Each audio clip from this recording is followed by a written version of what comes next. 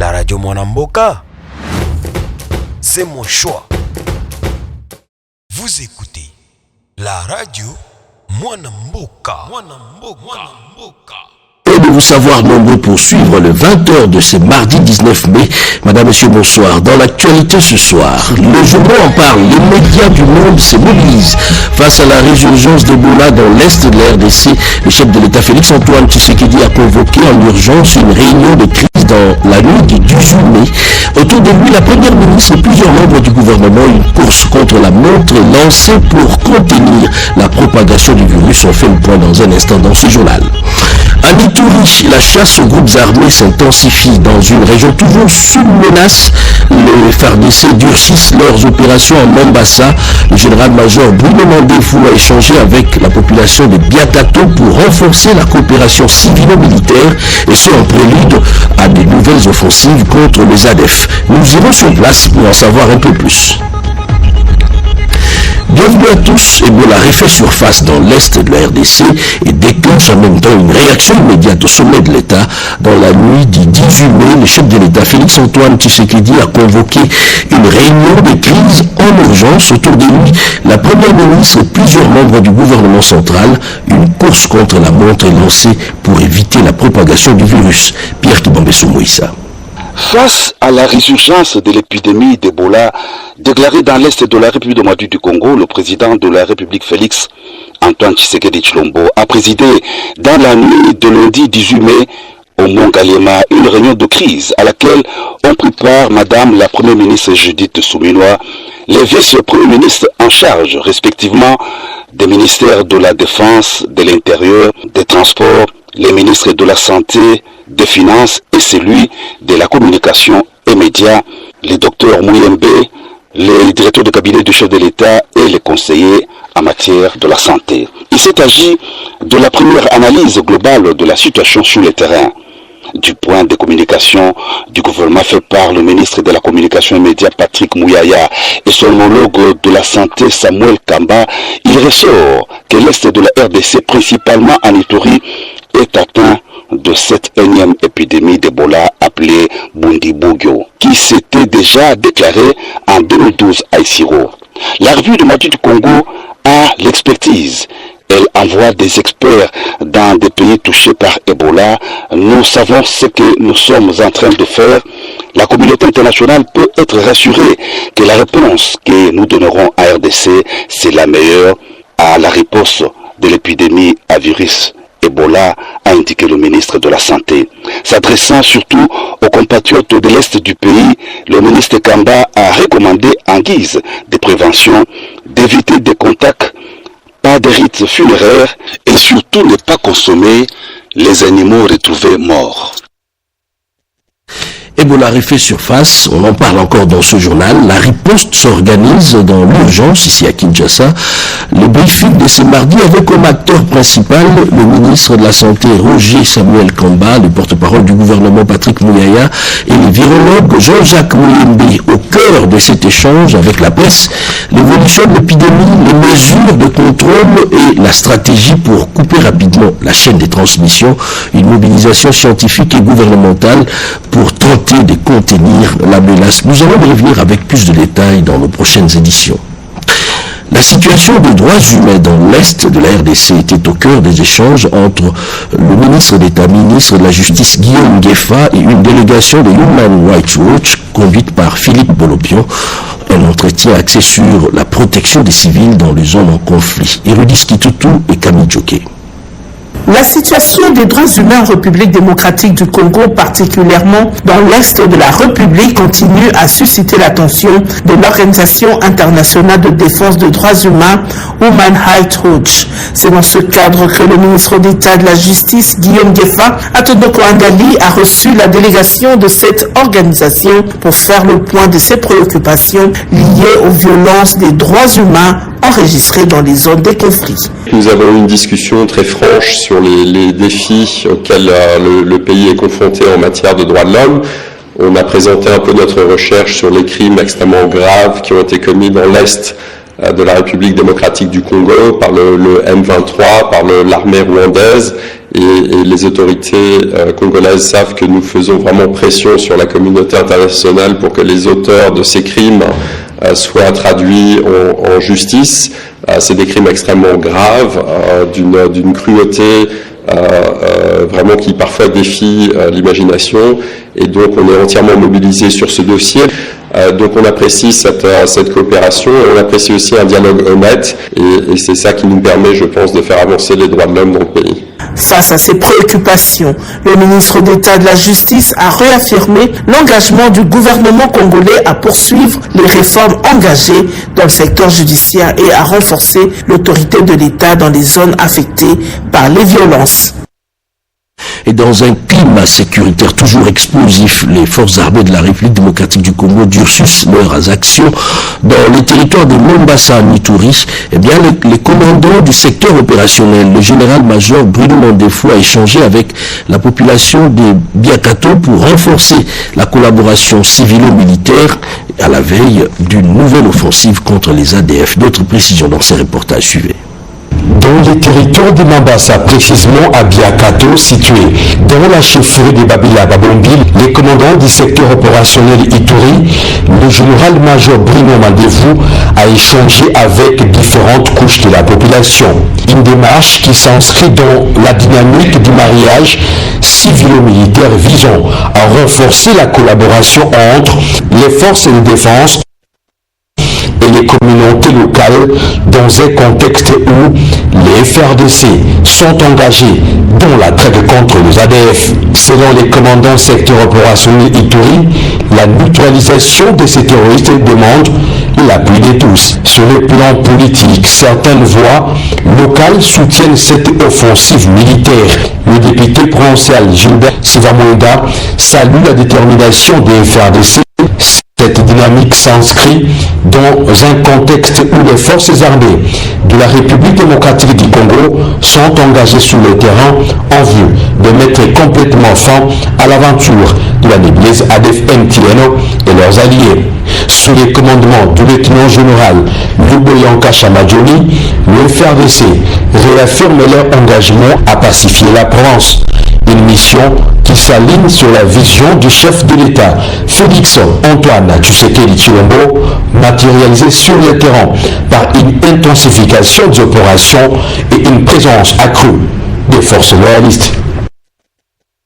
La 32e Assemblée régionale de parlementaires francophones s'est clôturée sur un engagement en faveur de la stabilité en Afrique. Eh bien, les participants ont recommandé la création d'un comité interparlementaire pour la région du Grand Lac afin de favoriser les dialogues et la paix durable entre les États. Nos envoyés spéciaux sur place à Dakar, au Sénégal, Anita Louambois et Robert Kalema ont signé ces reportages. La cérémonie de clôture de la 32e Assemblée régionale Afrique de l'Assemblée parlementaire de la francophonie a été marquée par l'adoption du communiqué final ainsi que de plusieurs recommandations visant à renforcer les mécanismes de prévention des crises et des promotions du dialogue dans l'espace francophone africain. Parmi les décisions importantes figure la mise en place d'un comité interparlementaire pour la région des Grands Lacs afin de favoriser le retour d'une paix durable à travers le dialogue et la concertation entre les États concernés. Des missions de contact et de suivi ont également été annoncées en Guinée-Bissau et dans le pays du Sahel pour accompagner les efforts de stabilité institutionnelle. Le président de l'Assemblée nationale du Sénégal, également premier vice-président de l'APEF Afrique, a salué l'esprit du dialogue et de solidarité qui a animé les échanges. La voix des partenaires africains doit demeurer une voix d'équilibre, de justice, de responsabilité et de dialogue. Une voix attachée au droit international. Cette rencontre a aussi été marquée avec à sa tête de la Chambre basse du Parlement, Isaac Chilumbai est chef de délégation, qui témoigne de l'engagement de la République démocratique du Congo en faveur du renforcement de la diplomatie parlementaire et de la consolidation de la paix dans la région des Grands Lacs. Nous sommes satisfaits des engagements souscrits par les membres de l'APF ici Nous pensons que ces engagements vont être extériorisés par la reconnaissance de l'agression rwandaise sur la RDC, mais aussi cet engagement que tous ces pays puissent se soumettre aux résolutions pertinentes des Nations Unies qui ont été prises par le Conseil de sécurité sur ces questions précises. Et nous attendons à ce que notre unité se consolide autour du respect des valeurs qui nous mettent ensemble, pas seulement la langue française, mais des valeurs culturelles francophones que j'ai ici énumérées. Les participants ont enfin validé la tenue en 2027 de la 33e Assemblée régionale Afrique, ainsi que la 18e conférence des présidents qui se tiendra au Gabon. La RDC pourrait accueillir la 34e Assemblée régionale Afrique de l'Assemblée parlementaire de la francophonie en 2028. Alors que la tension monte autour d'une motion visant le gouverneur du Sud Kivu, le deuxième vice-président du Sénat, Norbert Bassengezi, sort de sa réserve et appelle à la retenue dans une démarche des désescalades plutôt. Il a réuni la notabilité du Sud Kivu. On en parle avec Marie-Louise Mbela. La notabilité de la province du Sud Kivu se mobilise pour bloquer une tentative de déstabilisation des institutions provinciales. Une motion de défiance viserait actuellement le gouverneur Jean-Jacques Pouroussi. Face à cette menace, ces députés nationaux, sénateurs et représentants des chefs de partis politiques se sont réunis en urgence ce lundi autour du deuxième vice-président du Sénat. Pour le sénateur Norbert Bassengezi Kantitima, l'heure est à l'unité nationale et non aux crises politiques, alors que le pays subit une guerre d'agression. Une notabilité représentative du Sud Kivu qui nous sommes décidés sur ordre du chef de l'État d'amener la paix chez nous au Sud Kivu parce qu'il y a de cela 2 semaines qu'il y a eu un couac entre nos dirigeants. Pourtant, il y a un acte d'engagement qui a été signé dans ce bâtiment même pour un moratoire de paix et de stabilité des provinces. Nous sommes en guerre, je ne dirais pas qu'il y ait une autre guerre entre nous-mêmes. On n'amène pas une guerre dans une guerre. Nous louons l'ouverture de tout le monde et dans 2-3 jours, nous aurons une autre réunion avec nos députés provinciaux qui sont en route sur Kinshasa au niveau donc de la capitale ici. Vont avoir des conseils tels que nous venons de les monter ici avec le gouverneur et le président de l'Assemblée nationale ainsi que les sénateurs. Nous voulons un Sud Kivu uni parce que le moment n'est pas bon pour qu'il y ait des oppositions politiques entre nous tous, alors que dans cette assemblée provinciale, dans ce gouvernement provincial, il n'y a aucun opposant. Nous sommes tous de l'union sacrée autour du président Félix Antoine Tshisekedi. Les notables du Sud Kivu renouvellent leur confiance au chef de l'État, Félix Antoine Tshisekedi Tshilombo, qui tient à tout prix à la stabilité des institutions et à ramener la paix dans l'est de la RDC. Et le ministère des Relations avec le Parlement a lancé la révision de son cadre organique pour moderniser son fonctionnement, une réforme soutenue par la fonction publique afin de rendre l'administration plus efficace. Un commentaire de Rigen Shinano. Réformer, structurer, mais surtout moderniser. Les travaux de révisitation du cadre organique de l'administration du ministère des Relations avec les Parlements ont été lancés ce mardi par le ministre de la Formation professionnelle, Marc Ekila, représentant le ministre d'État en charge des relations avec les Parlements, Guy Luando-Mboyo. Dans son allocution, le ministre a exhorté les agents et cadres de l'administration à s'impliquer activement dans le processus de modernisation de ces ministères stratégiques. En harmonie avec son Excellence, Monsieur le Vice-Premier ministre, ministre de la Fonction publique, modernisation de l'administration et innovation des services publics, et dans les soucis de mettre en œuvre le décret numéro 15/043 du 28 décembre 2015 portant fixation du cadre organique des structures standards à compétences horizontales communes à toutes les administrations centrales, des ministères, institutions et services publics, des experts ont été mis à contribution. Jean Massala, secrétaire général au ministère des Relations avec les Parlements, a relevé les limites du cadre organique actuel, devenu inadapté aux exigences administratives du moment. Nous allons procéder à cet atelier par l'encadrement et la supervision du ministère de la Fonction publique. Ils vont accompagner nos experts de relations avec le Parlement pour avoir ce cadre organique que nous avons attendu. Appuyé par les experts de la Direction générale d'organisation de la fonction publique, ces assises visent à doter le ministère des Relations avec les parlements d'un cadre organique, rénové, conforme à la vision des réformes portées par le gouvernement congolais. Cap sur la modernisation de l'appareil étatique en République démocratique du Congo, et bien le porte-parole du gouvernement, Patrick Mouyaya, et le vice-premier ministre de la fonction publique, Jean-Pierre Liaou, ont tenu un briefing conjoint axé sur la réforme en cours au sein de l'administration publique. En voici un extrait.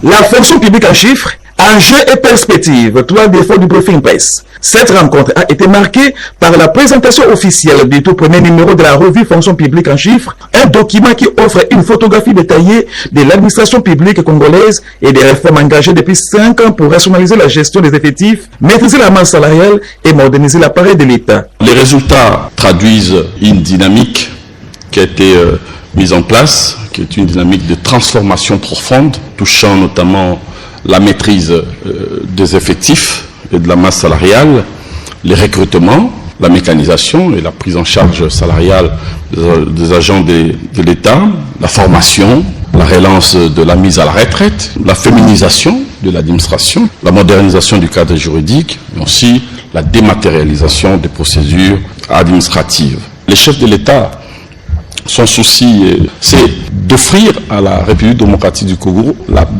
possibilité de se doter d'une administration publique efficace.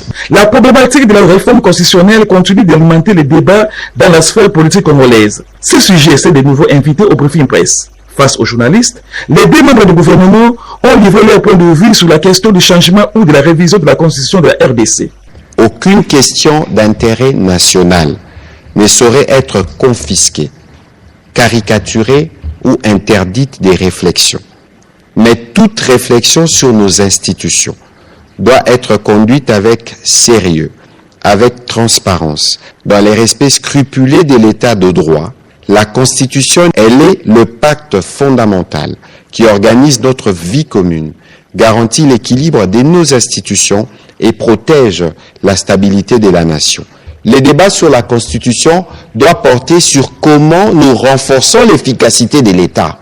Celles et ceux qui sont contre le fait que l'on puisse toucher à la Constitution ont raison de défendre leur point de vue.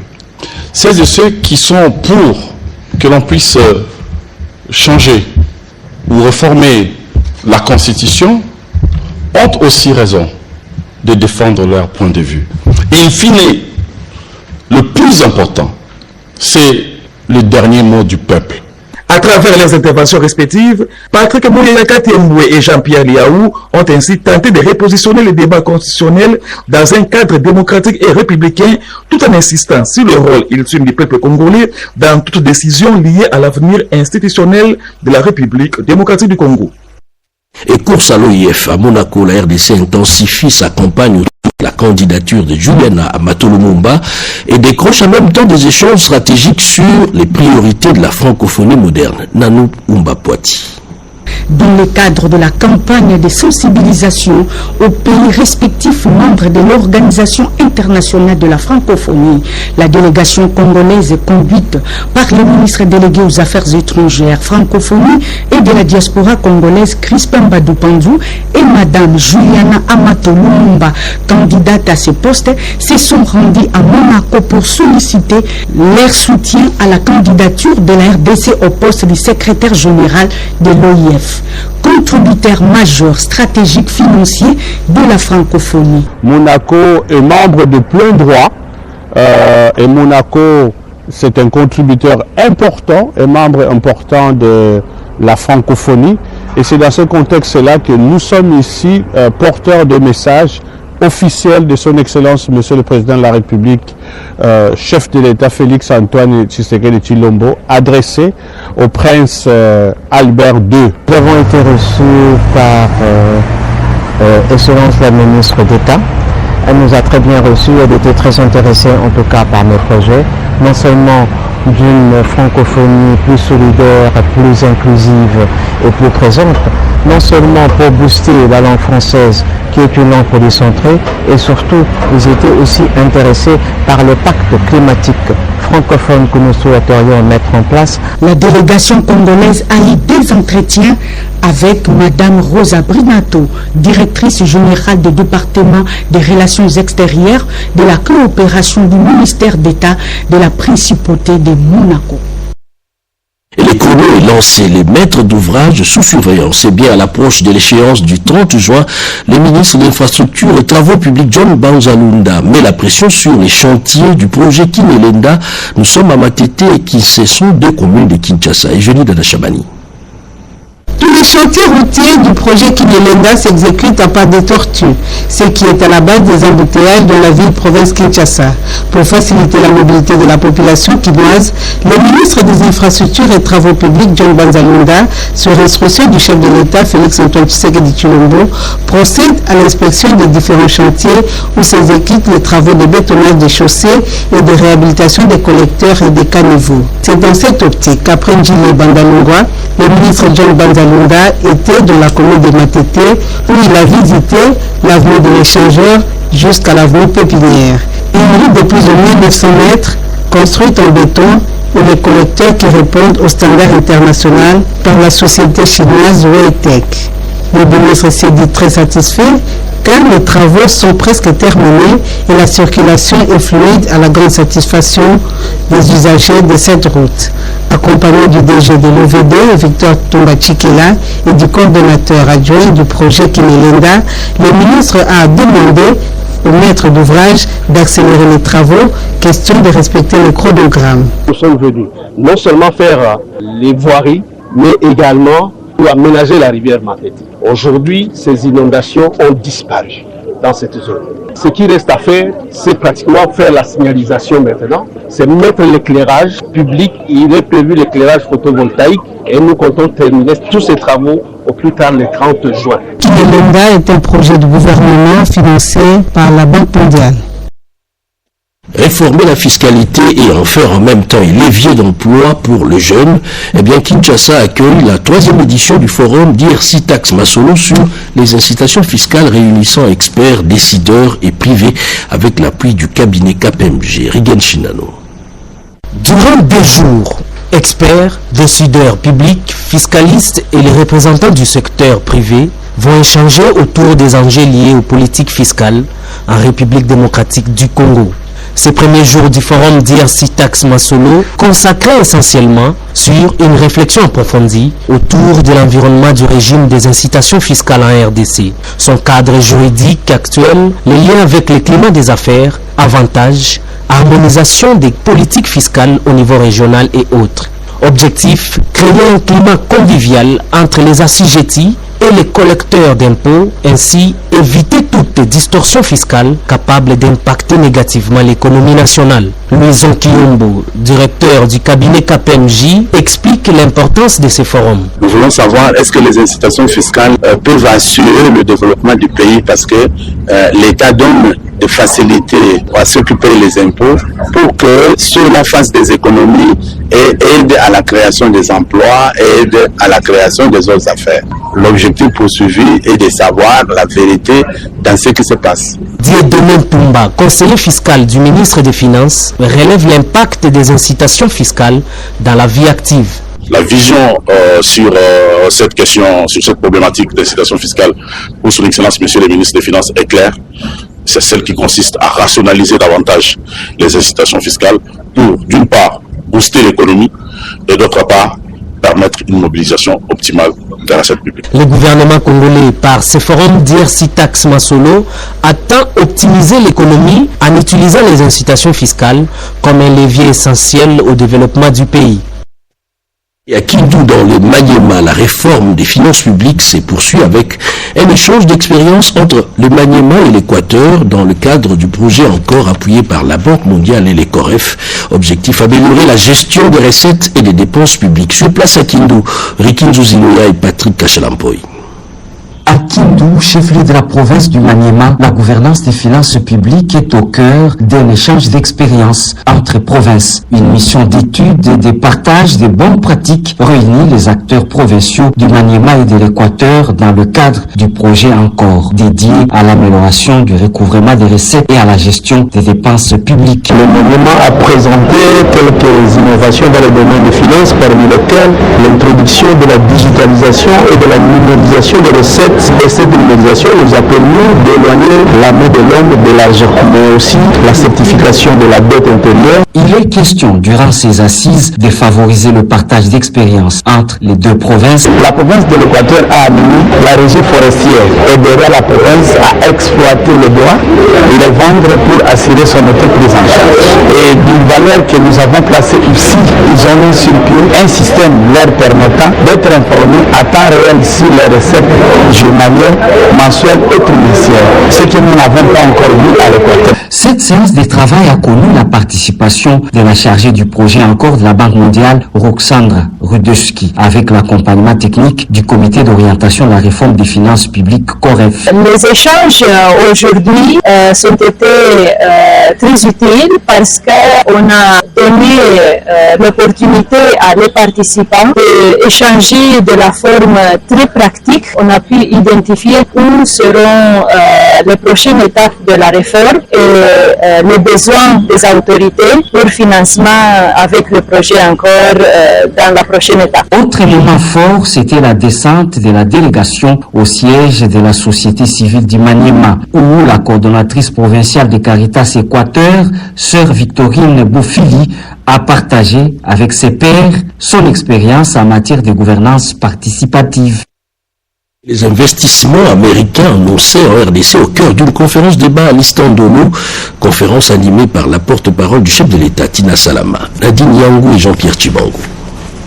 Le partenariat stratégique entre la République démocratique du Congo et les États-Unis d'Amérique, la souveraineté, le patriotisme et l'avenir de la jeunesse congolaise, c'est le thème d'une journée scientifique partagée avec les étudiants de l'Institut supérieur des techniques appliquées, ISTA Kinshasa. Conférence animée par Tina Salama, porte-parole du chef de l'État, qui a signifié à l'assistance l'importance des accords de partenariat entre la RDC et les États-Unis. Nous sommes venus expliquer le bien fondé, la démarche, mais aussi tout ce qui occupe cet accord, notamment la création des emplois, le transfert de compétences, et on leur a dit qu'ils n'ont pas un rôle à jouer. Vous savez, il y a des thèmes importants pour notre jeunesse, et puis aussi, n'oubliez pas que l'ISTA forme quand même des ingénieurs dans des filières assez particulières, assez intéressantes qu'on ne retrouve pas ailleurs. Pour le directeur général de l'ISTA, le professeur Ilunga Mbuyamba Élysée, l'ISTA constitue une pépinière dans le domaine de la technologie et sera utile pour une main-d'œuvre qualifiée. Les étudiants sont les jeunes, qui sont tous responsablement, qui doivent être impliqués. Et pour cette implication, ça nécessite une formation aujourd'hui pour réellement devenir cette main-d'œuvre qualifiée dans ces différentes entreprises qui vont investir chez nous. Le choix de l'ISTA Kinshasa n'est pas un hasard pour les entreprises américaines. L'apport de cet établissement public d'enseignement supérieur technique certifie la garantie de la sélection des ingénieurs expérimentés. La culture congolaise franchit une nouvelle étape à l'international. Et bien, les festivals internationaux des étoiles et l'ambassade de la RDC en France unissent leurs efforts pour les rayonnements du pays. Christelle Louyendula et Diane Balaka nous en disent un peu plus. L'ambassade de la RDC en France a servi de cadre à la rencontre avec la délégation du Festival international des étoiles conduite par son fondateur et président Serge Kalembe Mwazavita. Une nouvelle étape est franchie dans le développement international du festival. La délégation a été reçue à Paris par le professeur extraordinaire et plénipotentiaire de la République démocratique du Congo en France et auprès de la principauté de Monaco. Cette rencontre a permis à la délégation de présenter les nouvelles orientations stratégiques du festival, dont la prochaine édition est annoncée à Paris en novembre 2026. Les organisateurs attendent désormais positionner l'événement comme une plateforme internationale dédiée à la coopération économique, culturelle et institutionnelle entre l'Afrique, l'Europe, et la diaspora africaine. Dans un contexte marqué par la montée en puissance de la diaspora entrepreneuriale africaine et par la transformation des équilibres économiques mondiaux, le professeur Émile Ngoï Kassoumou a encouragé le festival à jouer un rôle de catalyseur du dialogue, de l'investissement et du développement durable. Nous sommes venus officiellement lui présenter le projet de l'organisation de la 16e édition du Festival international des étoiles, le FIET, qui se tiendra ici en France à Paris.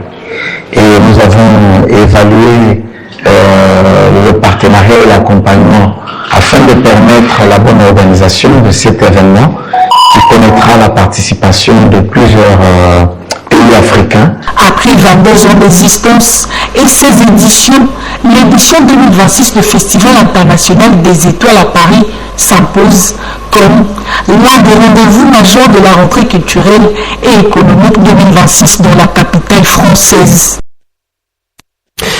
Débat sur la Constitution, et bien certains parlementaires se prononcent et se rangent derrière la vision du chef de l'État Félix-Antoine Tshisekedi. On en parle avec Yvette Makuntima et Papi Mbongo.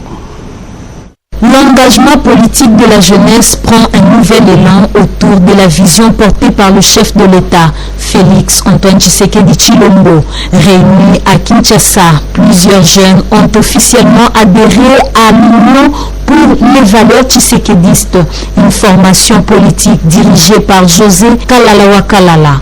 Objectif, accompagner les actions du garant de la nation dans la reconstruction d'un Congo uni et prospère. Président cette cérémonie d'adhésion, Lydie Lukeba, présidente fédérale de ce parti, a exhorté les nouveaux membres à intérioriser les valeurs de loyauté, d'engagement et de patriotisme prôné par l'UVT. L'avenir de demain, c'est la jeunesse. Alors, nous appelons aux jeunes d'être vigilants, les jeunes de prendre le tout au sérieux. Si ceux qui étudient sincèrement, je dis aux jeunes d'être derrière le chef de l'État pour le soutenir. L'UVT, la grande machine, le grand bateau, le parti cher à l'honorable José Kalala, en tout cas, reçoit tout le monde. Déterminés à apporter leur savoir et leur énergie, ces nouveaux adhérents promettent de soutenir activement les actions du chef de l'État pour le développement du pays. Vous avez corrigé avec moi, c'était plutôt l'adhésion massive au sein de l'UVT. Mobilisation de force à l'UDPS, Augustin Kabouya resserre les rangs du parti en discipline interne, riposte à Martin Fayoulou et défense de la réforme constitutionnelle. Alain Bikaï nous en dit un peu plus.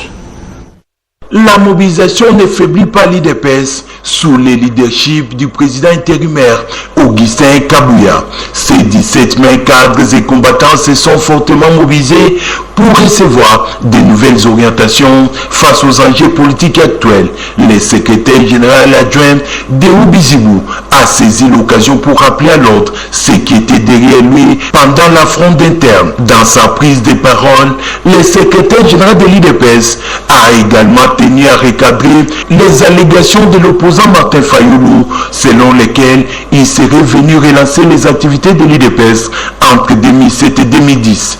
Augustin Kabouya a affirmé après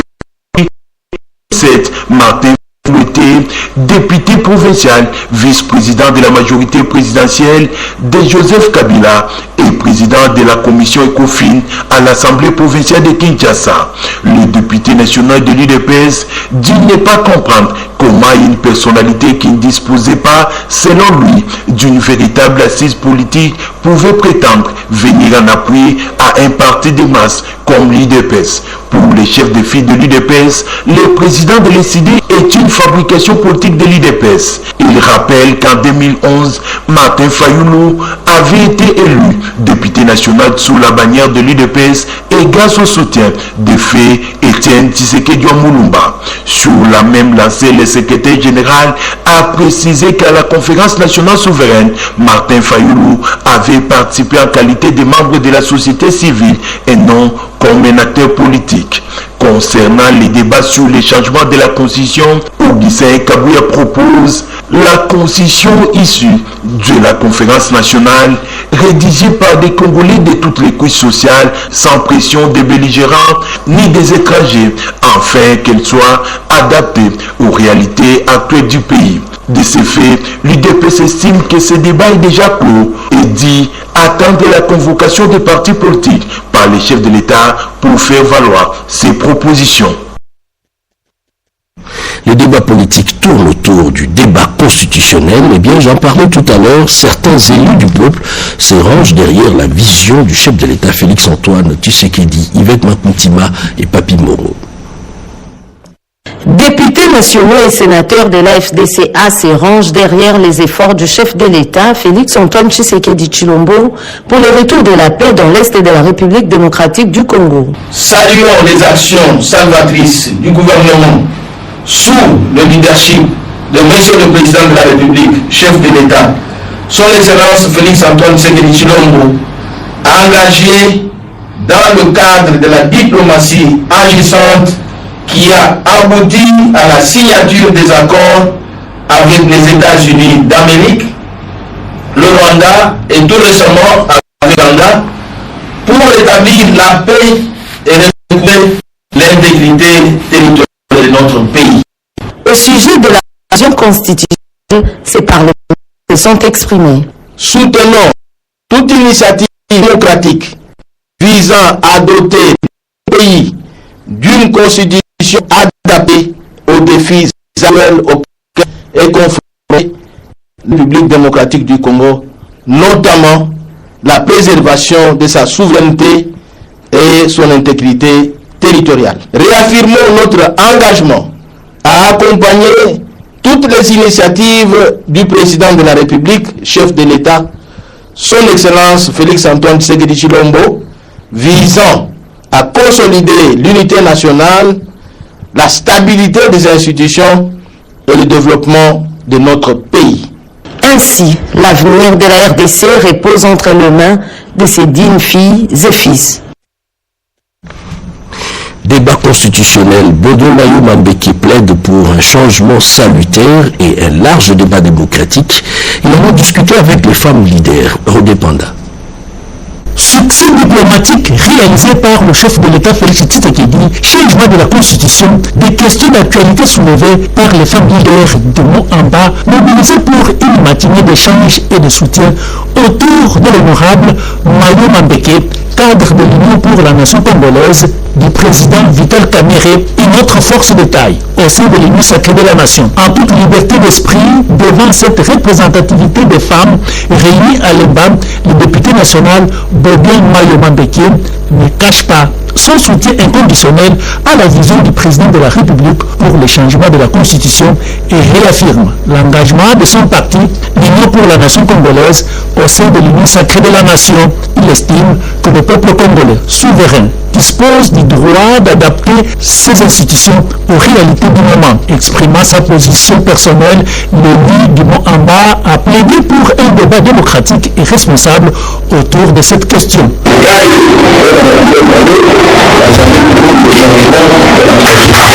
C'est ma position personnelle. Je suis pour le changement de la Constitution. Le chef de l'État doit être dégagé pour bien diriger. Bobien Mayo atteste que plusieurs avancées observées dans les pays traduisent la volonté de Félix Tshisekedi de conduire la RDC vers le développement, la stabilité et la dignité. Des pagnes ont été distribuées. C'était donc une satisfaction partagée pour cette approche de proximité avec sa base. Débat constitutionnel sous un œil juridique cette fois. Maître Kabengila Ilonga, avocat de la République, estime qu'une voie juridiquement encadrée reste possible et appelle à des garde-fous pour préserver l'unité nationale. Sandra Liangui et Charman Lelo. De la nécessité d'un verrou protecteur de l'intégrité territoriale par la révision constitutionnelle, cet ouvrage qui relance la question de la révision. L'auteur, Maître Kabengila Jean-Marie, avocat de la République, estime que les failles de textes fondamentaux doivent être corrigées afin de prémunir la nation contre les menaces internes de sécession et les agressions extérieures. Il faut que la population comprenne que le constituant lui-même a admis et accepté qui est révision constitutionnelle, soit par voie du référendum, soit par voie du Parlement. Si, pour état de siège ou occupation de deux provinces, la révision ne peut pas passer par référendum, elle passerait nécessairement par voie du Parlement. L'avocat de la République met en avant la nécessité d'instaurer un véritable verrou constitutionnel de protection de l'intégrité territoriale. J'ai amorcé la recherche. Je ne me suis pas limité tout simplement à l'article 217.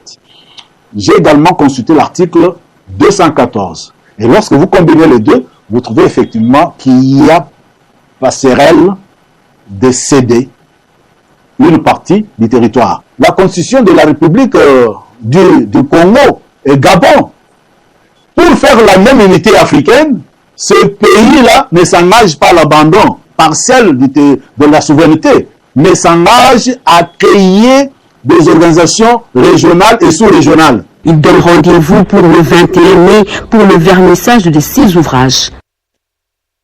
Et cette nouvelle qui vient de nous parvenir, les gouvernements centrales passent à l'action face au calvaire quotidien des usagers de la route nationale numéro 1, axe Kinshasa-Matadi, réunis ce mardi 19 mai 2025 autour de la Première ministre.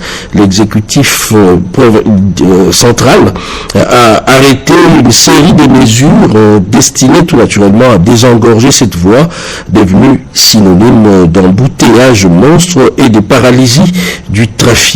Et à l'issue de cette réunion, le point a été fait par le ministre des Infrastructures et Travaux publics, John Banzalunda. Nous allons y revenir avec images et commentaires dans nos prochaines éditions.